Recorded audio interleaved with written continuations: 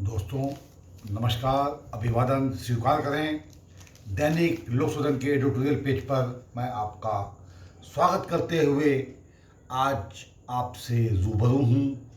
संवाद करना चाहता हूँ अरविंद केजरीवाल के बरक्स प्रधानमंत्री नरेंद्र दामोदर दास मोदी की सत्ता क्या अब जाने वाली है।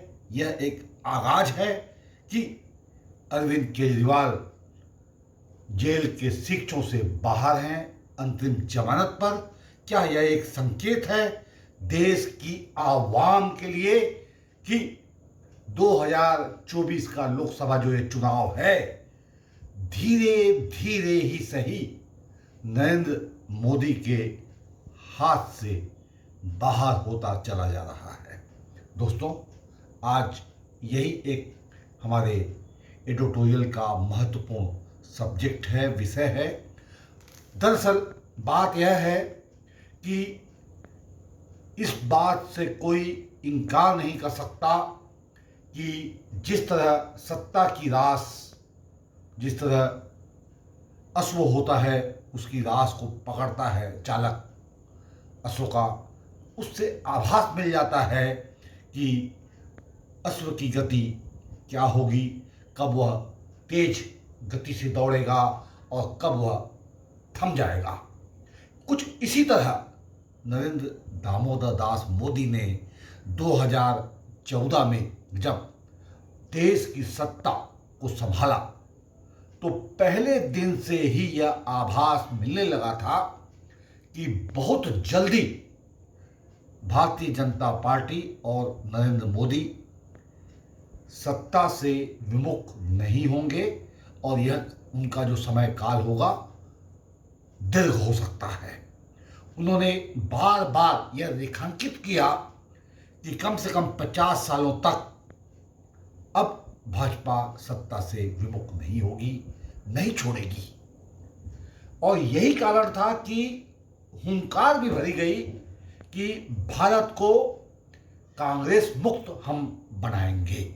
यह एक बहुत बड़ा चैलेंज था जिसमें हम जानते हैं नरेंद्र मोदी नकारा सिद्ध हुए और कांग्रेस धीरे धीरे अपनी ताकत को बढ़ाती चली गई। इसी तरह नरेंद्र मोदी ने अनेक ऐसे मसले देश के समक्ष रखे जिसे तालियां बजा करके देश की जनता ने स्वागत किया। उनमें कश्मीर का बहुत बड़ा मसला है, उसमें राम मंदिर का बहुत बड़ा मसला है, उसमें देश के अन्य दिगर जीएसटी और ऐसे ऐसे मसले हैं जो नरेंद्र मोदी के कद को बढ़ाते चले गए और घटाते चले गए।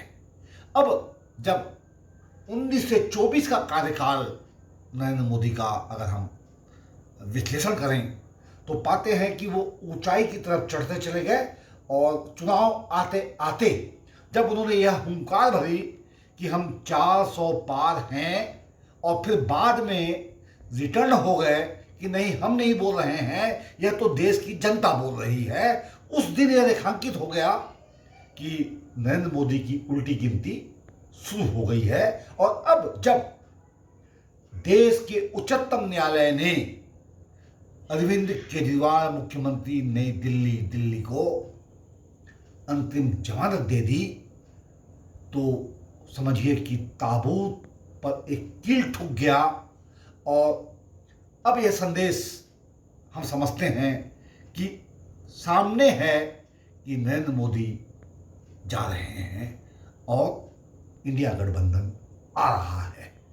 यह बात कुछ दबे जुबान से अब कही जाने लगी है और आज अरविंद केजरीवाल ने इस बात को बड़े ही दमखम के साथ कहा है।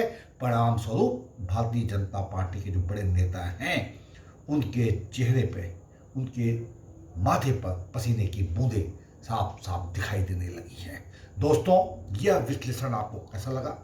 आपसे विनम्र निवेदन है कि आपने बुलेटिन देखा, कमेंट बॉक्स में अपनी बात को रखें और लोक सदन को सब्सक्राइब कर लें। धन्यवाद के साथ।